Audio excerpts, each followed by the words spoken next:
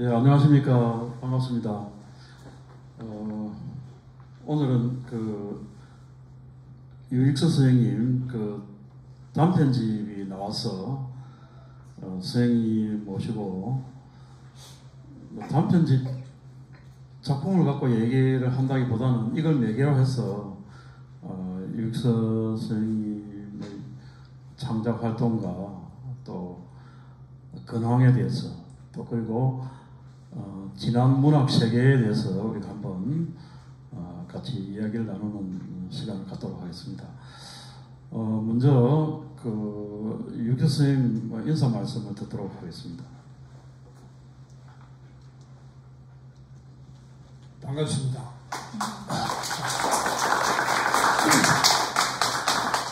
저는 오늘 이 자리에 한 4명 정도, 한 5명 정도 오지 않을까 하고 그 걱정을 많이 했습니다. 그래, 우리 정영선 회장님한테도 이런 솔직한 심정을 털어놨고, 우리 이혜정 편집자에게도 올 사람 없다.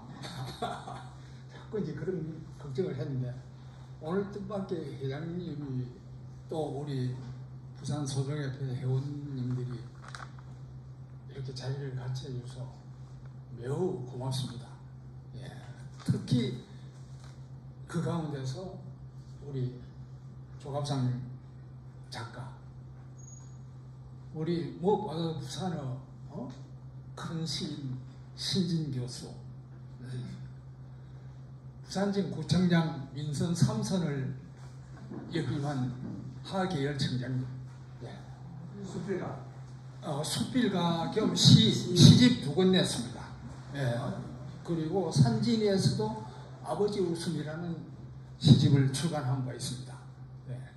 그리고 이제 저희들 신태범 형, 저희들 강한 선배님, 사상계로 이렇게 데뷔하신 작가시고, 그 옆에 김문홍 우리 학형 저하고 동갑입니다. 예. 그래가 데뷔도 비슷한 인데 했고, 그래 열심히 했는데 이제 연극도 한다고 또 소설을 조금 손을 넣고 지내는 그런 편이 있는데, 이래 이 자리를 같이 해줘서 고맙습니다. 우리 이제 구영도 선생이나 우리 박명호 선생이나 이제 문성수 선생, 조성래 시인 이런 분들이 하나같이 이 자리를 빛내주셔서 고맙습니다. 그리고 배유 선생도 보이고 정미영 선생도 보이고 최정희 선생, 박영애 선생도 보이고 다들 고맙습니다. 예.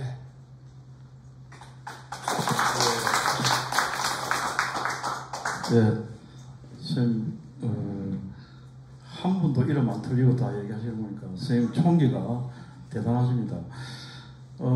여러분 아시다시피 유익서 선생님은 등단 이후에 새남소리, 민꽃소리 이런 장편을 쓰셨고, 우리나라의 전통에 기반한 예술가 소설을 대표하는 그런 작가십니다. 그리고 우리 부산 출신이시고요. 그리고 소설집으로는 비철 이야기, 표류하는 소금, 겨울 한자, 바위 물고기, 페인트공 이런 단편집을 벌써 오래전에 내셔서 단편 미학으로도 독보적인 그런 위치를 갖고 계십니다.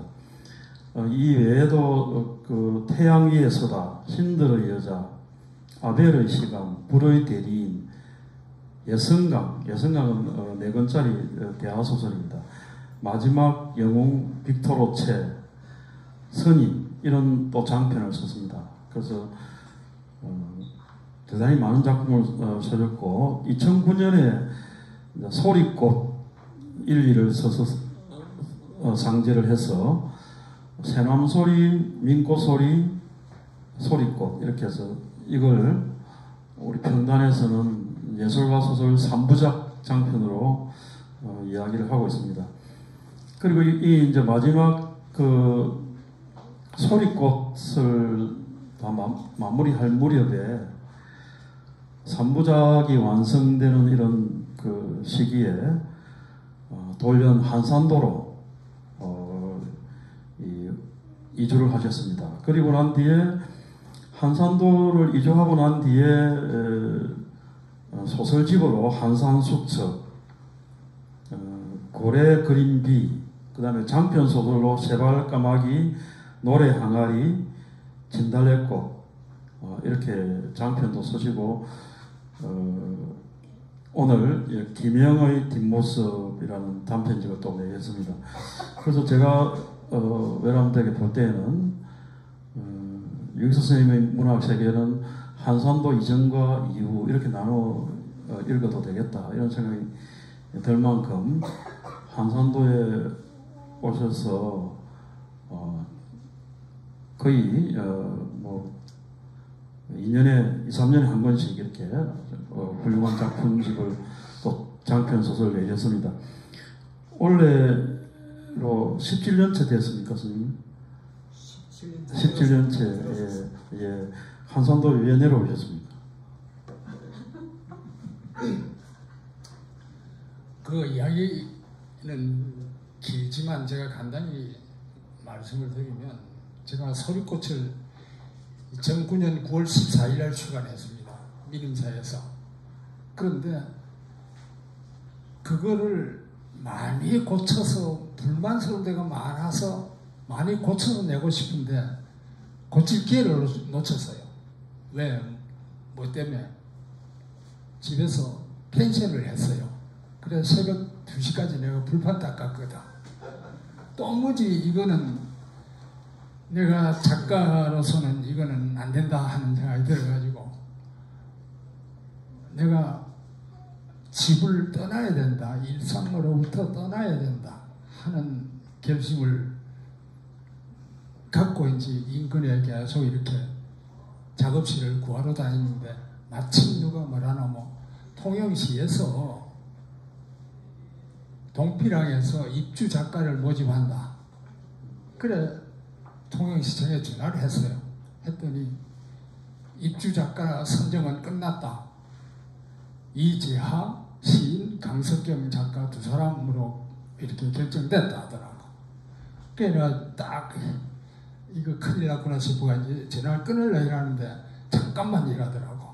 그러더니 하는 말이 동피랑이 아이래도 괜찮으면 저희들이 한번 모시고 싶은데 어떻습니까? 이러더라고.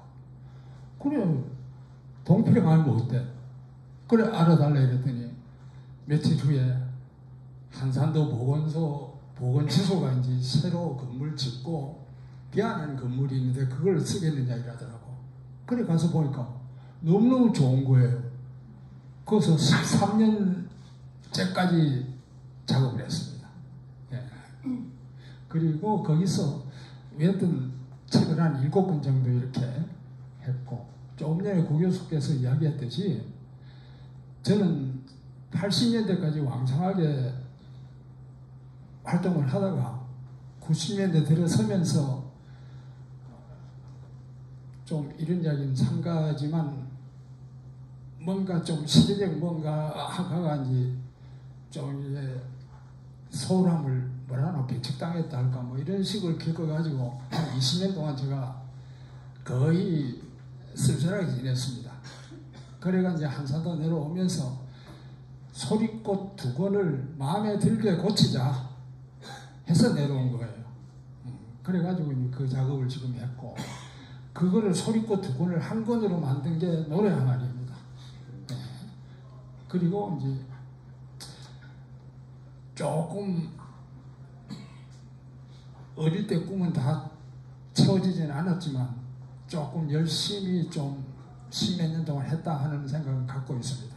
그래서 이 부분을 후반기 작품으로 이렇게 치는 거, 그거는 당연한 어떤 그걸로 생각합니다. 예, 고맙습니다. 예, 그러니까 소리꽃 이제 1, 2가 나오는 그 지점에서 그지 한산도로 오셨고요. 근데 저 소설 속에 보면은 그런 이야기가 있었지다. 정말 정말 그 생각하고 있던 그런 훌륭한 작품을 쓰기 위해서 한산도로 내려왔다고 이야기하셨는데, 선생님 그동안 쓰신 작품도 훌륭한데 어떤 더 훌륭한 작품을 써주려고 생각하고 계신지 모르겠습니다. 아닙니다. 제가 어릴 때 저한테 약속한 게 있습니다. 누구한테 이래 말하기도 뭐 하지만 정말 아름다운 소설 한번 써봤으면 하는 그 꿈을 가졌는데 60 넘을 때까지 그 꿈을 이룰 수가 없었어요. 그래서 이 꿈을 이루는 데는 아까도 이야기했듯이 구 교수께서 필연코 단독자여야 된다는 그 말에서 그 어떤 그를 느꼈듯이 혼자가 돼야 된다는 생각을 했어요. 그리고 한산도 내려왔고, 그리고 작업을 했는데 지금도 마음에 흡족한 작품은 아직 쓰지 못했습니다. 그리고 지금 이제 자료를 한 3년 지금 축적했고 검토를 마쳐가지고 지금 집필 직전에 있습니다. 예, 그 한 2년 걸릴 겁니다. 예. 예. 지금도 그 장편을 준비하고 계시네요, 그죠? 예. 그 선생님 저 등단이 74년 예, 처음 이제 그 등단 78년이라고 그다음 78년이 있고 74년이 있고 그랬습니다.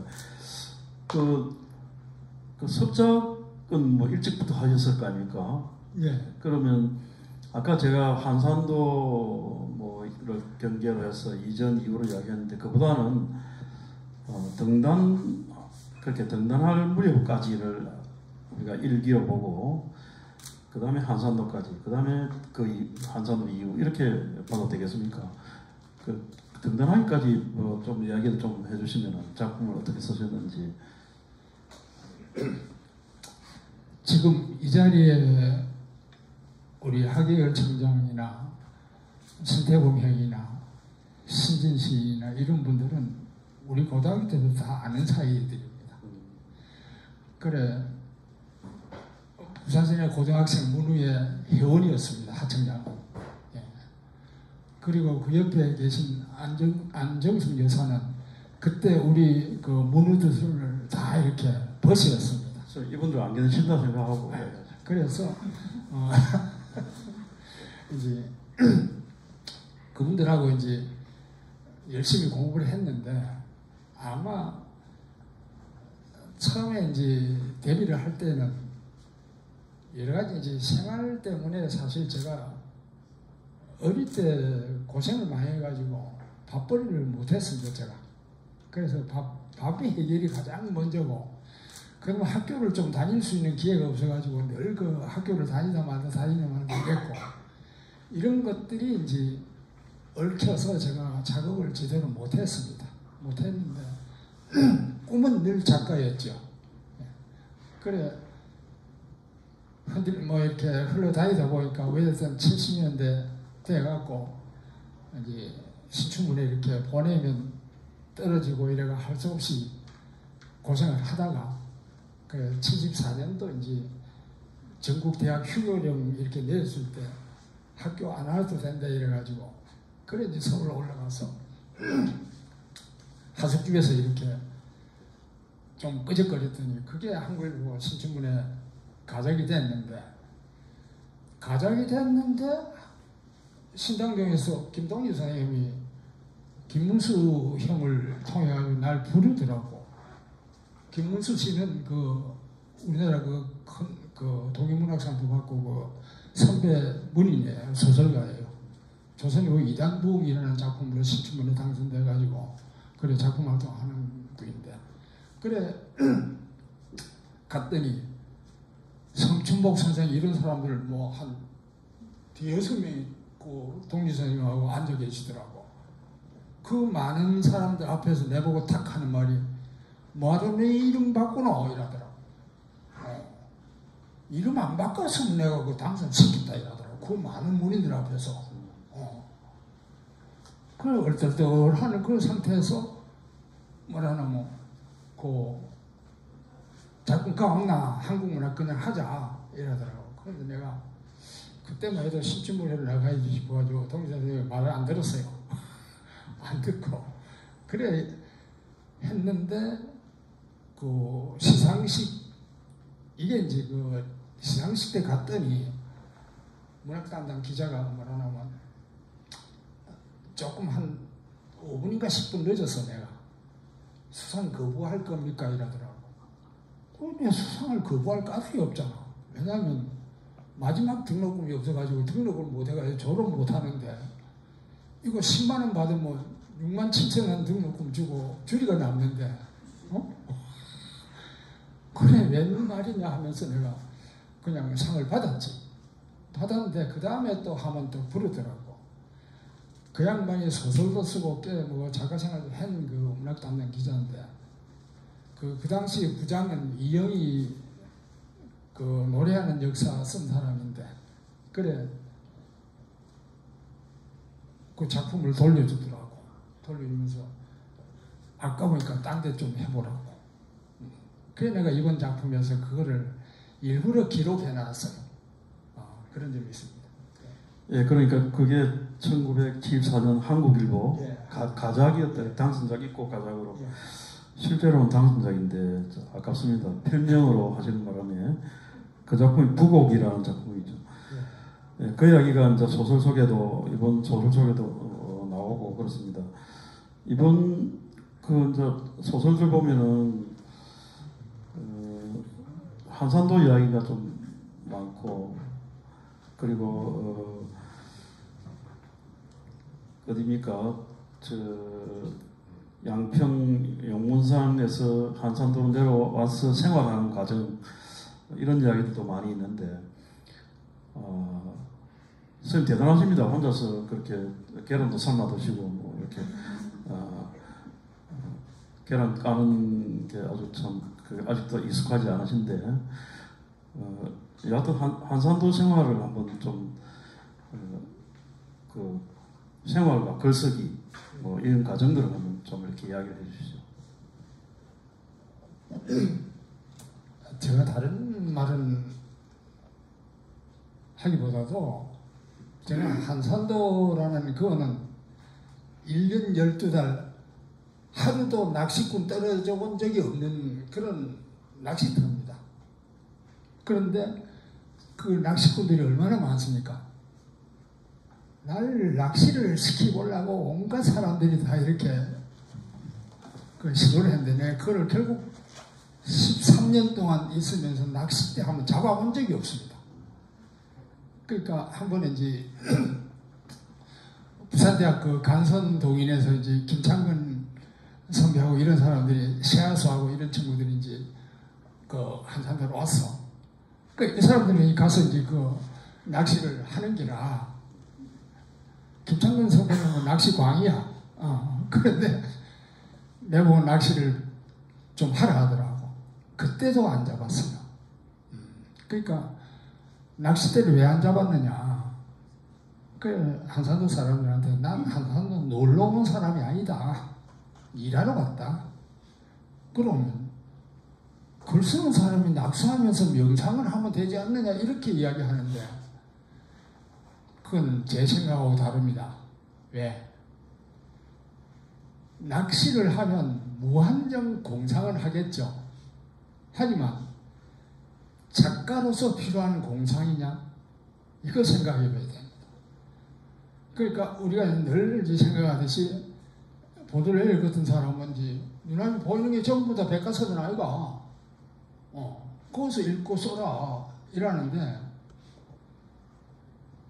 그 백과사전에서 읽을 수 있는 안목을 갖췄을 때 백과사전이 제대로 읽히지 절대 안 읽힙니다.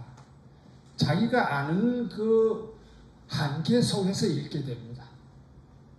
그러니까 왜 되는가 하면 그 세상을 읽으려면 그 읽을 눈을 갖춰라. 그 방법은 뭐냐? 책밖에 없잖아요. 그러니까 책을 맨날 들고 고민해야지 낚싯대 잡으면 절대 안 되는 거예요. 내 경우는. 그래서 안 잡았습니다. 예, 그렇게 살았습니다. 예, 아주 철저하게 그 규칙적인 생활을 하신 걸로 작품 속에서 나옵니다. 그 김영의 우리 표제작인 김영의 뒷모습에 김영이라는 분이 이제 한산도로 찾아와서 자기가 하고 있는 작업을 이제 의논을 하고 이러는데, 이분이 본래 선생님하고 같이 한 작가 동인이죠. 그 그렇죠. 작가 동인들 이야기도 좀 나오는데 뭐 제법 많이 나오는 것 같습니다. 그 작가 동인 활동을 언제 하셨습니까? 그 주로? 저희들이 제가 현황사를 74년, 75년 그때 이제 법전 책임을 맡고 우리가 법전을 만들고 이랬어요, 제가. 예. 그문에 이제 그 김은우하고 현황사 같이 있었고, 그 다음에 윤흠이가 이제 바로 옆에 계몽사에 있었거든. 그러니까 맨날 이제 어울리는 거예요. 예. 그러면 이 두 술꾼이 만나면 통금 시간까지 버스 막차까지 술을 마시는 거예요. 그럼 난 술 한 잔도 나 세 잔밖에 못 마시는데 옆에 앉아가 세상 그냥 향해서 이래 기대내는 걸로 그냥 그 등산에 앉아 있는 거예요. 그래 이제 하는데 원우가 데뷔를 하고 내가 데뷔를 하고 후미가 이제 후미는 그 윤상규라고 유명한 시인이었어요. 그러니까 그 친구가 또 이제 한국일보 신춘문예 당선이 됐거든. 야, 이거 그럴 게 아니고 우리 대한민국 이게 소설 작가니가 한번 좀 뒤엎어보자. 그런 어떤 이제 의기투합을 해갖고 작가 동인을 결성을 했어요. 근데 그때 네 번째가 이제 이문열이고 그 이제 정종묘도 같이 하고 서동욱이라고 가치주의 불쾌기라는 작품을 아주 잘 쓴 친구가 있었는데 이 친구가 요즘은 그 다음에 안 하는데 그런 친구들이 한 12명이 이렇게 작가 동인을 결성했어요. 그 중에 이제 여자로서는 김채원이가 있었고, 예, 그 다음에 그 이예수 표성음이가 있었는데 민음사 박명호 사장이 동인지를 자기들이 만들어주게 데려가 30까지 만들었어요. 예. 그래 했는데 일집 딱 마치고 출간하고 이제 동인들 합평회를 하는데 거기서 제1집에서 우리가 지향하는 것은 작품인데 이건 소설이 있다. 우리는 어릴 때 사실 소설하고 작품하고 구별이 엄했습니다. 우리는. 소설은 단순한 이야기에 그친 거고 작품은 뭔가 새로운 가치를 지향하고 생산하는 어떤 사유에 기여하는 어떤 것을 써야 되는 게 우리 작품으로 소임이라고 생각했거든. 그래서 이 중에 소설이 있다. 그게 누구 이럴까? 그 이 예수 제명시켰어요. 그 다음에 예수 제명시켰어요. 그 다음에 이제 표성음이도 제명시켰어. 그래가지고 우리가 3집까지 냈죠. 냈는데 나중에 다 유명해지고 이러니까 다 뿔뿔이 흩어지더라. 조정래 선생은 동인 아니었습니까? 아니었어요. 아니었고요. 조정래 선배는 이제 내보다 2년 선배인데. 아, 예. 예. 그러니까 이 작가 동인이 그러니까 70년대 79년도입니다. 예, 그래 우리 문단에 70년대 후반을 대표하는 분들이 다 망라되어 있는 것 같습니다. 그 앞에 60년대 작가들이 무게가 너무 뭐 이청준, 뭐 김성옥 이런 박태순 이런 분들이 무게가 너무 많다 보니까 70년대 작가 동인들 좀 빛을 못 본 것 같은데 그 보니까 윤우명, 김원우 선생님하고 이문열 대단한 분들이 이예수는 쫓겨나지만 그래도 대단한 분들이 모여 있었습니다. 그죠? 예. 근데 윤우명 선생님은 원래 명궁이라는 시집을 문학과 지성사서 내고 윤상규라는 이름으로 시를 쓰셨는데 또 소설도 또 특이한 그런 경향의 소설을 많이 쓰셨죠. 근데 선생님은 이 작가 동인을 거쳐서 80년대에 오면은 예술과 소설에 집중을 하거든요. 그 예인들, 우리나라 전통 예인들을 집중을 하고, 아까 삼부작이라고 하는 이런 세계는 우리 소설사에서 독보적인 그 위치에 있다고 그런 작품 쓰셨는데, 어떻게 예인들을 그 관심을 갖게 됐는지 궁금합니다. 그 74년인가 됐을 겁니다. 그 해남사 근무할 때인데 뿌리깊은 편집부에 박종마이라고 부산대학 영문과 졸업한 까치 출판사라는 그 출판사 아주 명문 출판사를 이룬 그 박종만 원래는 고등학교 때는 시를 썼어요. 잘 썼어요. 그래 김유희하고 그래 이제 서서 늘 이렇게 만났는데 그래 뿌리깊은 편집부에 종마이 만나러 갔거든. 그 만나고 나오는데 이렇게 종마이가 배웅을 그 입구까지 해주는데 보니까 박철 명창 수군가 발표에 이래 그 강당에 또 쓰거나 내린 그 있더라고. 정말 내가 아직 판소리를 책에서만 봤지 한번 못 들어왔다 이랬거든. 예. 그랬더니 한번 볼래 이러다. 그래서 내가 알았다고 이러니까 그래 이어주더라고. 그래 들어갔더니 그 박철 명창이 죽을 힘을 다해서 판소리를 하는데 청중이 몇 명쯤 된 줄 아세요? 맨 앞줄에 전부 다 외국인들이에요. 한 10명쯤 돼요. 맨 뒤에 노인네들 한 5명 있는 거예요. 근데 중간에 내 하나 딱 있는 거야. 그래, 외국인들은 한국 문화를 이해하기 위해서 공부 삼아 왔을 거고, 근데 맨 뒤에 노인네들은 그냥 신나게 노는 거예요. 얼씨구 절씨구 난리가 난 거예요. 그래, 그러고 또 박철 명창이 그 판소리하고 하는 거는 보니까 이건 노래가 아니고 음악도 아니고 땡꾸하니 고함만 질러대는 거지. 그래서 내가 가만히 생각하니까 저게 뭔가 말이야. 왜? 관객은 그렇게 구성되고 노인네들한테는 신나고 난 노래도 음악도 아니고 여기에 내가 알아봐야 돼 싶어서 내가 공연자마다 찾아다녔어. 그러니까 공부를 해가 5년 정도 공부를 했더니 조금 알겠더라고. 그래서 세남소리를 그때 이제 그 주생활 다닐 때인데 그 진급시켜준다는 것도 가을에 때려치우고 그냥 나와서 그 장편 세남소리를 썼습니다. 예. 새남소리, 민꽃소리, 소리꽃, 소리꽃이 이제 그 소리 항아리로 예. 이 작품지에 실려 있는 그 달걀 벗기기 아주 참 일상의 그 사소한 이야기를 하면서 이 소설에 중요한 이야기를 많이 하고 계시거든요.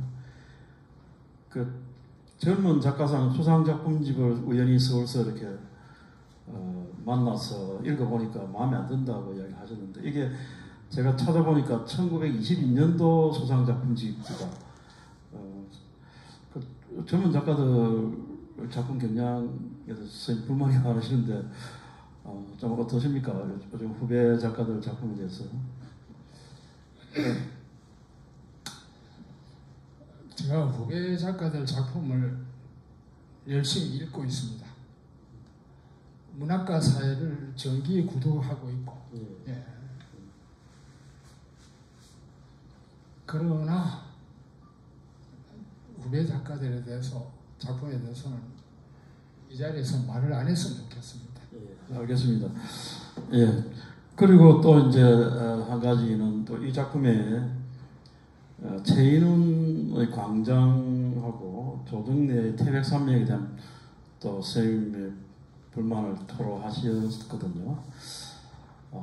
그래서 그러면서 이제 한편으로는 젊은 작가들에 대해서도 비판적이시고, 그 다음에 최인훈 광장이나 조정래 태백산맥, 소위 그 분단 문학에 대해서도 마음에 차지 않아 하시고, 그러면서 진달래꽃을 쓰셨죠. 여기에 대해서 좀 이야기를 하시면, 이건 뭐 이야기 하셔도 안 되겠습니까?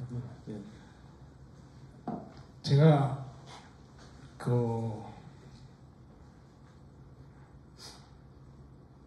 개간 문예지에서 장편 소설 연재를 청탁받았습니다. 그 편집자가 박대국 교수인데 자기가 그 편집을 맡았다 하면 이승원 교수는 시 쪽이고 자기는 이제 소설을 맡았다고 이러면서 내고 이제 장편을 연재하자 이러더라고. 좋다. 그래 내가 뭘 쓰겠느냐 이러더라고. 그 가만히 생각하니까 해방공간 그거 한번 써봤으면 싶은 그 욕심이 팍 생기더라고. 그래서 내가 해방공간을 쓰겠다. 그런데 그거를 쓰기 위해서 준비를 하는데 내가 현대사에 대해서 너무너무 모르는 게 많은 거예요. 너무너무 무식한 거야. 그래서 책을 한 4권 읽었어. 아니야. 지금 우리 세상 떠돌아다니는 이 풍문들하고는 너무너무 다른 거야. 내가 이렇게 책을 구해서 읽은 그거에 비춰보면. 그래서 내가 제일 처음에 해방 전후사의 인식부터 시작했어요. 그래가지고 차츰차츰 범위를 넓혀가지고 250권 정도로 읽었어요, 제가. 아마 제가 정확히 그런데 한 300권 가까이 읽었을 거예요. 그러니까 교차 자꾸 비교를 해가면서 내가 이 사실 하나를 가지고 역사적 사실, 이 사람은 김정은이라는 사람이 분단 한국사를 여기에는 어떻게 써놨고 서대석에는 어떻게 써놨고 이런 식으로 내가 비교를 해가면서 읽었다고. 그래서 그거를 작업을 하면서 이제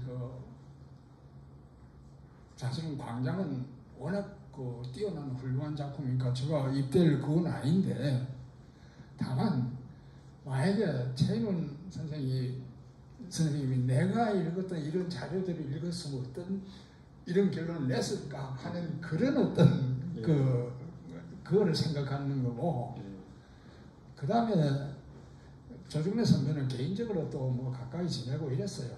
한국문학 할 때도 내고 뭐 표량한 소금 가져갈까 뭐 그래 좋아하고 이래서 하는 그런 개인적인 건 있어요. 있지만 태백산맥 3권까지는 잘 읽었어요. 저도 잘 읽었는데 그 다음에 갈수록 자꾸 제가 기대했던 거에 좀 그래서 내가 좀 비판적으로 보게 됐고, 또 내가 공부를 하면 하는 만큼 자꾸 서운한 점이 보이더라고. 그래서 그렇습니다. 예.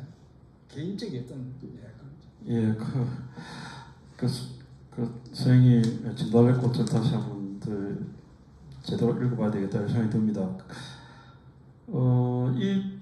이 작품이 문제적인 것은 이제 젊은 작가들도 비판적으로 보셨고, 그 다음에 또 같은 연배 또는 그 앞에 선배 작가들 작품에 대해서 모든 작가는 앞선 작품에 대해서 대결의식을 갖는 건 당연한 거거든요.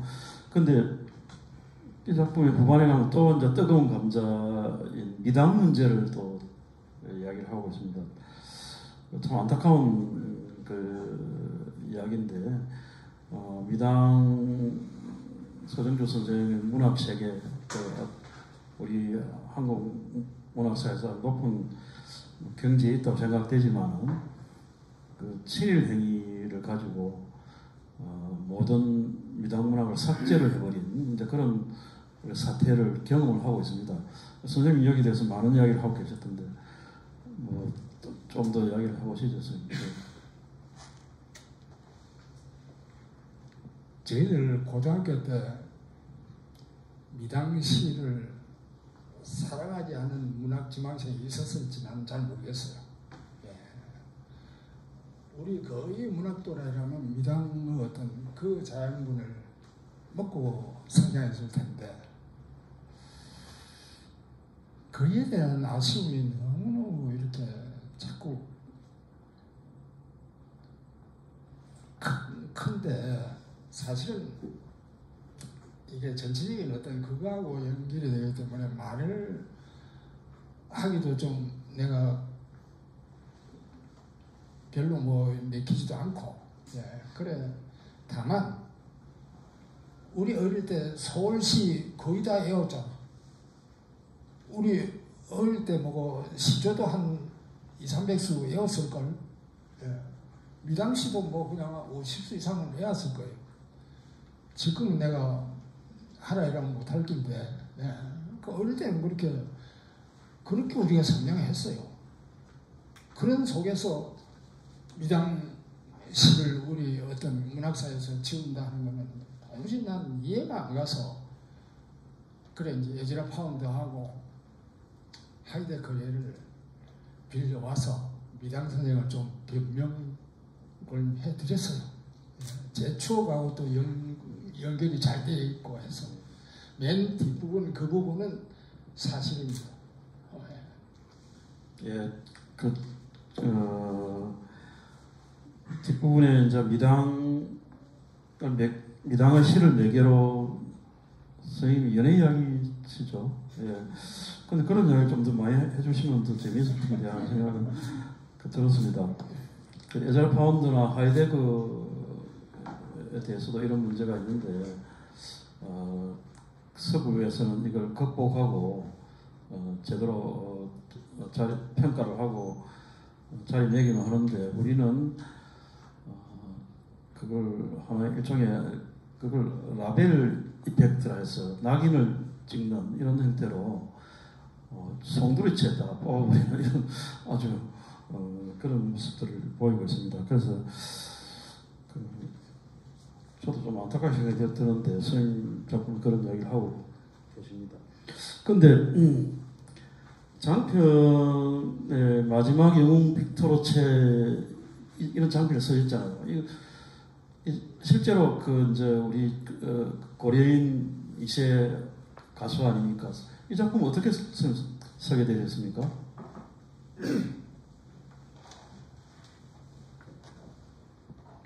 그 당시 문해진흥위원회가 되기 전에 문해진원이었습니다.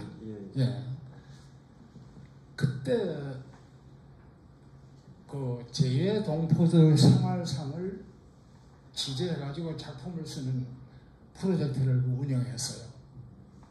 내가 지원을 해서 제소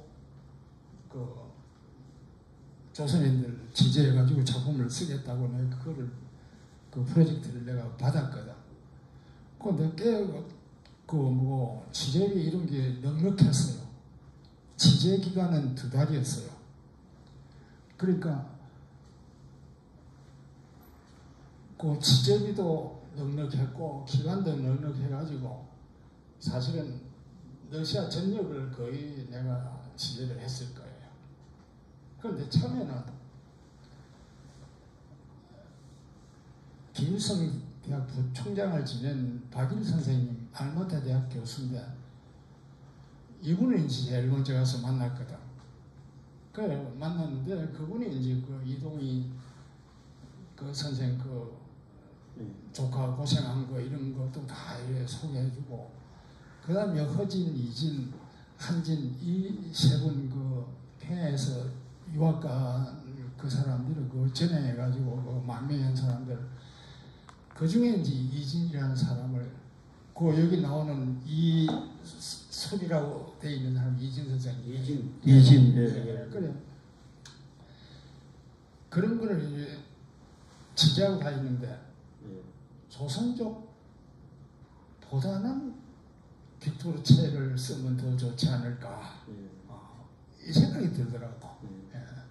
실제 가봤더니 그때 내가 92년, 93년도 이래 취재단 다녔는데 소연방이 해체되고 직후에 그 페테르부르크 묘지에 가면 실제 그 묘지를 지키는 아가씨들이 있어요. 그 죽은 지가 벌써 4, 5년이 됐는데 그리고 그 묘지에 보면 담배불이 연기가 꺼진 적이 없어요. 그 전설부터. 그래. 그 친구가 쓴 어떤 노랫말 이런 거를 보면 하나같이 반체제적이에요. 그게 공감이 많이 가는 거예요. 그래 이제 알마타 와서 이제 박미하일한테 번역을 시키고 그래가지고 쭉 이제 보면 내가 러시아어를 모르니까 지금 박미하일은 파주에 살아요. 그 지금도 연락이 가능한데 그 이 친구한테 이제 번역을 시켜가지고 자꾸 이렇게 보면 신기한 게 와. 그래서 그거를 그 부인하고 샤사하고 아들하고 그 장모하고는 다 만났어요. 그 부인하고 그 아들하고 다 뭐 같이 찍은 사진도 있고 이래가지고 그거를 이제 재구성하는데 그 같이 했던 그 키노라는 그 그룹 멤버들 그 중에 이제 한 명을 만나기도 하고 그래서 그걸 썼는데 내가 지금 이 작품을 내가 내 작품 목록에서 제외시키고자 하는 거는 뭔가 하면 이게 턱없이 부족한 거예요 지금 이 정도 가지고 그래서 내가 내 작품 목록에서 제외시키려고 그래요. 신경숙 작가가 쓴 니지는 선생님 혹시 어떻게 보고 계십니까? 그거에 대해서는 별로 그 선생님 소설에 보면은 이제 이게 그 스탈린이 중앙아시아로 우리 고려인을 이주시킨 연해주에서 그런 이야기도 나옵니다. 거기에 대해서도 소설적인 관심이 많으신데 지금 조금씩 이야기만 하고 계신데 거기에 대해서도 좀 한번 더 관심을 갖고 계신지.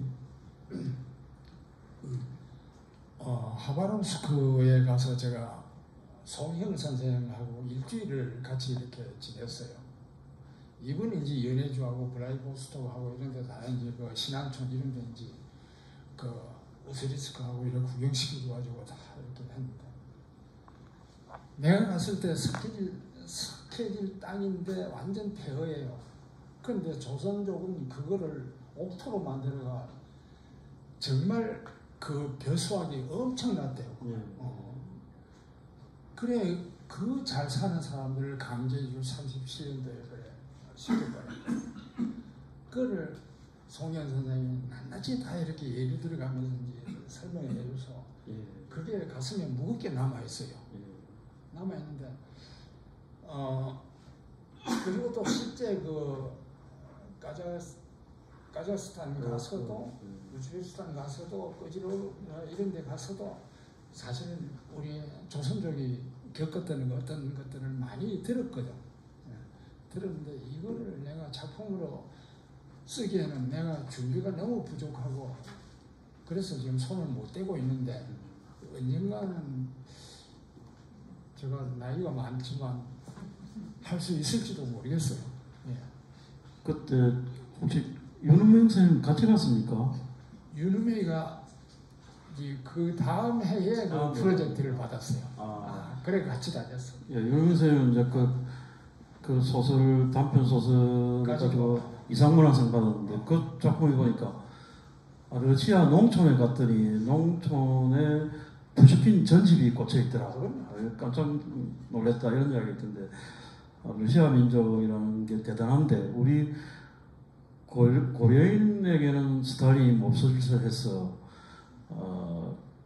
참 고려인들에 대한 지금 선생님의 그 애틋한 마음이 여전히 있으신데 앞으로 또 거기에 대해서도 더 좋은 작품을 쓰시길 바랍니다. 여기 그 소련 체제를 비판하는 그런 올이라는 소설을 이제 세워놓고 계십니다.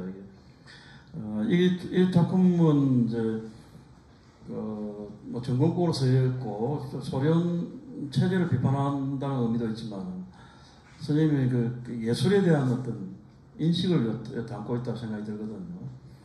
그래서 예술과 소설을 일찍부터 관심을 가진 것도 그렇고 또 이런 작품에서 보면은 이데올로기나 이런 사회적인 문제보다도 항상 예술을 제일 위에 가치에 두는 그런 경향이 있는 것 같습니다.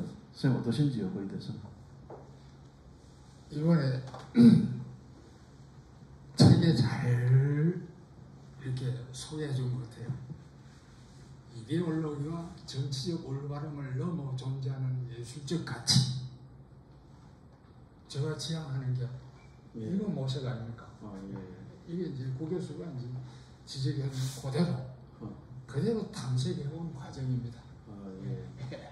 근데 특히 이제 선생님 탈춤은 이 작품이 가지고 있는 그 지향점이 대단하거든요. 거기 이제 통영이라는 장소, 바다 뭐 이런 데서 이제 그 나온 통영 오광대가 계속 그게 뭐 고여 있는 같은 느낌이 든다는 이야기고 그걸 넘어서 뭐 새로운 게 나와야 되는데 이런 걸 그 여기 그게 등장인물이 누굽니까? 그게 선생님이 송이죠. 송이에게 계속 뭔가를 줘도 못 해내는 아주 그런 갑갑함을 느끼고 이야기 있는 그런 부분들이 있으신데 이건 굉장히 중요한 과제 같습니다. 뭐 역시 이것도 장편을 염두에 두고 쓰신 것 같은데 이 작품에 대해서 좀 이야기해 주시죠.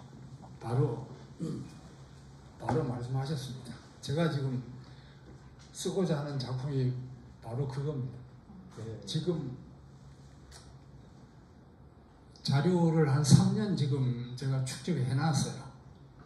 그러니까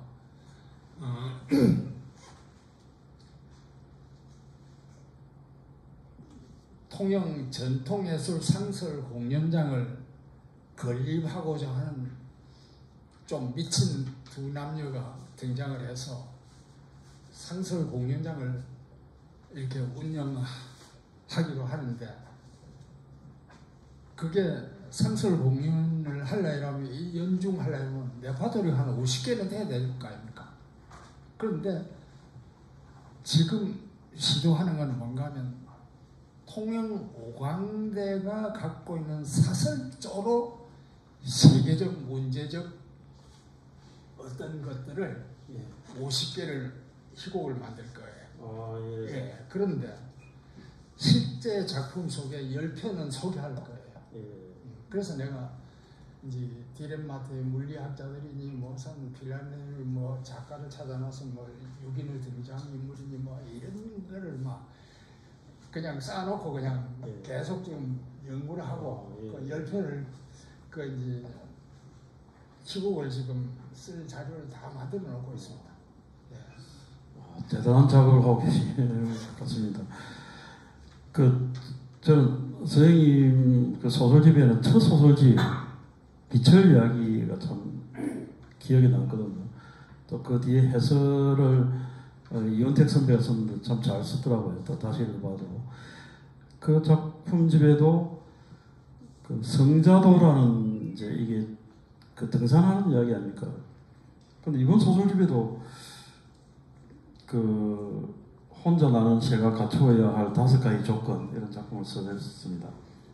여기에는 세계적인 산악인 라인홀트 메스너를 예를 들면서 이야기했었는데 산악 뭐 낚시는 관심 없었지만 등산에는 관심이 있으신 모양입니다.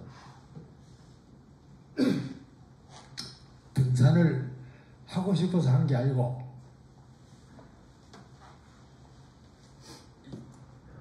그 일간 스포츠에서 연재 소설 청탁을 받았는데 뭘 쓰겠느냐 해서 산악인을 쓰겠다 이랬거든. 그래가지고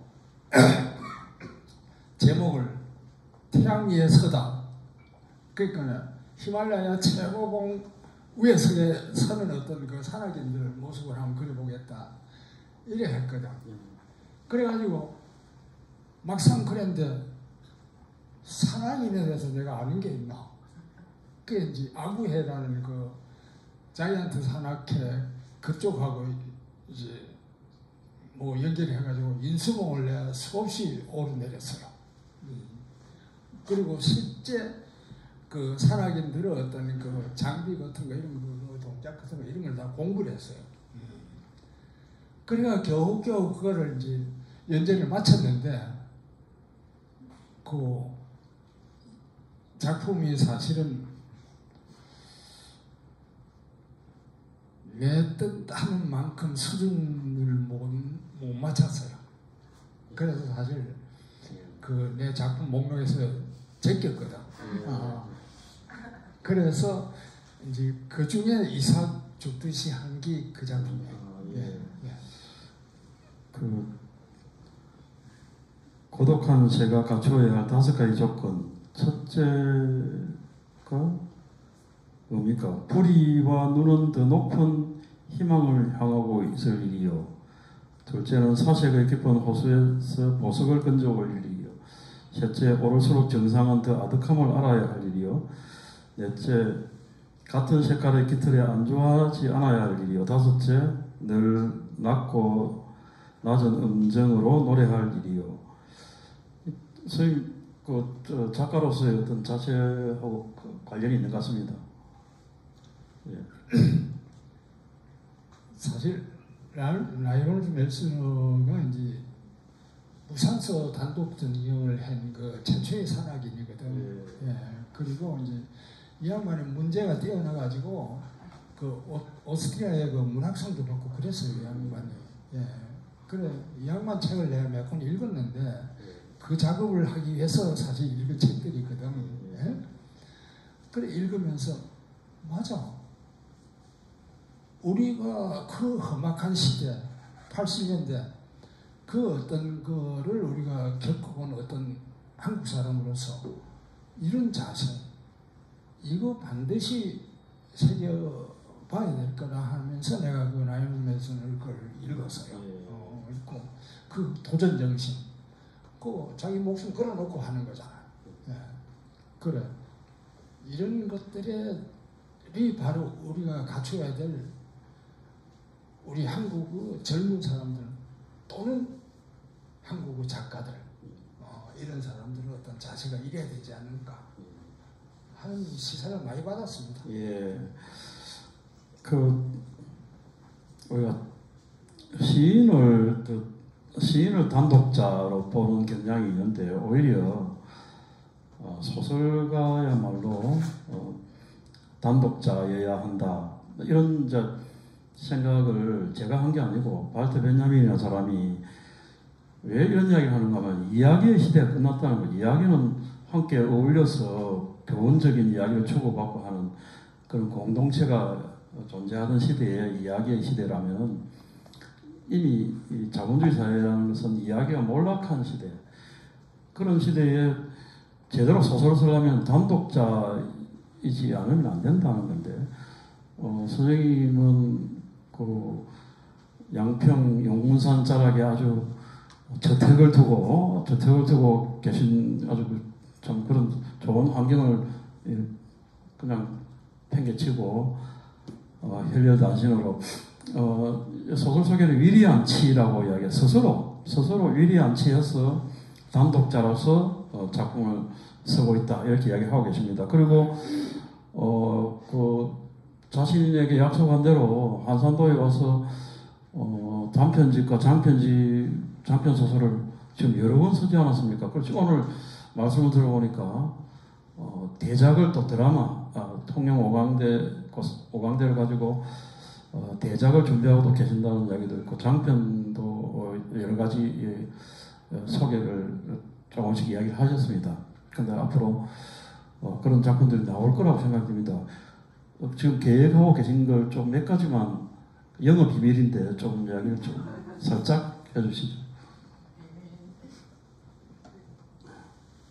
아니 지금 그 장편 쓰는 게 가장 목전에 지금 닥쳐 있는 일이고 아마 지금 더위가 지나서 그리고 추석만 지나면 바로 그냥 그 작업에 들어갈 것 같아요. 그러면 이제 전혀 뭐 이렇게 견일도 안 하고 그냥 제가 스타일이 좀 그냥 앞으로만 나가는 그런 스타일이 되니까 예. 또 제가 저를 좀 신뢰하는 쪽이 뭔가 하면 몸을 늘 괴롭히면서 작업에 필요한 몸을 갖추기 위해서 노력을 많이 하는 편이거든요. 그래서 잘할 것 같은 느낌이 들어요. 예, 그러니까 선생님은 이제 정신주의인데 정신주의 하면은 우리가 낭만적인 정신주의는 몸을 혹사하고 몸을 이렇게 중요하게 생각하지 않고 정신주의를 추구하는데 선생님은 그렇지 않으셨다는 겁니다. 건강을 돌보면서 소설이라는 그런 정신 세계를 추구하고 계신다고 이야기를 하셨습니다. 현경생도 어느 자기 에세이에서 소설가는 늙지 않는다 이렇게 그래서 정말인가 했더니 장편 그 대작을 쓰고 뭐 그 작품이 제주도 우다 그게 아주 높이 평가를 받고 있지 않습니까? 선생님보다 현경생이 연배가 제일 많죠. 그렇게 선생님도 지금 앞으로 지금도 많은 좋은 작품을 쓰셨습니다. 썼지만 더 좋은 작품들을 많이 쓰시리라고 믿어 의심치 않습니다. 자, 오늘 선생님하고 이런 좋은 이야기를 나눴는데 청주 여러분들 가운데 궁금한 게 있을 겁니다. 선생님한테 있으면은 허심탄회하게 이야기를 해주시면 답변을 하실 겁니다. 보통 안 하시더라고요. 보니까 나중에 가서 소 좀 마시면서 하자 이런 분위기인데 또 동업하는 소설가들은 또 서로 안 하는 그런 경향이 있던데 누구 한번 질문해 보시죠. 회장님, 소설가 회장님 뒤에 표사도 쓰셨는데 질문 한번 해주세요.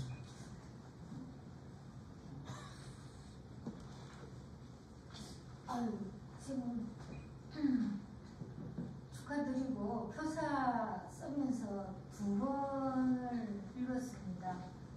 읽고 제가 느낌은 영원한 청년이시구나 하는 느낌을 받았습니다. 이렇게 저희 연세쯤이면 저는 좀 타협하기도 하고 또 무슨 세상 이치를 잘 아는 것처럼 얘기할 것 같기도 하고 우리에게 가르치려고도 젊은 사람들에게 가르치려는 그런 글을 쓰지 않을까 했는데 스님 계속 현실과 부딪히면서 제가 보기에는 깨질 것 같은데 또 그런 글을 쓰고 계시거든요. 그런 점에서 저는 영원한 청년이다 그런 말씀을 드리고 싶은데 아까 안 하고 싶다는 말씀이 있었습니다. 젊은 작가의 얘기. 그럼 젊은 작가의 글과 스님의 글을 아주 간단하게 얘기하면 비교하면 저희들이 조금 이해가 될 것 같기도 합니다.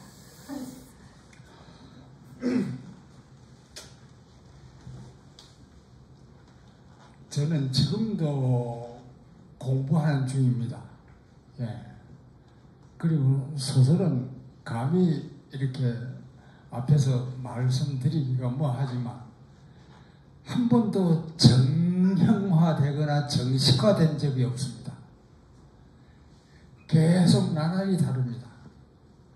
그래서 젊은 작가들도 지금 젊은 작가일 뿐이지 늘 젊진 않습니다.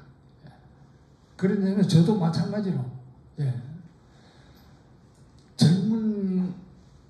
어떤 그 젊은 기운을 느낀다는 그 어떤 덕담을 내가 받아들이고 젊은 작가들에 대한 작품 경향과 세계와 내가 지향하는 어떤 작품 세계를 이 자리에서 하기에는 한 시간 정도는 해야 될 거예요. 그래서 다음 기회에 했으면 좋겠습니다. 그러면 선생님 마무리 말씀, 인사 말씀. 아니 저는 늘 뭐고 어디가 부족하다 늘 느끼면서 뭔가 채우고 싶다는 그 느낌을 갖고 늘 이렇게 나날을 살거든요. 그런데 이 자리에서 보니까 내가 너무너무 고마운 분들이 많아갖고 앞으로는 조금 자신감을 갖고 살아도 안 되겠나 하는 생각이 들어서 이런 기회를 갖게 해서 고맙습니다. 예.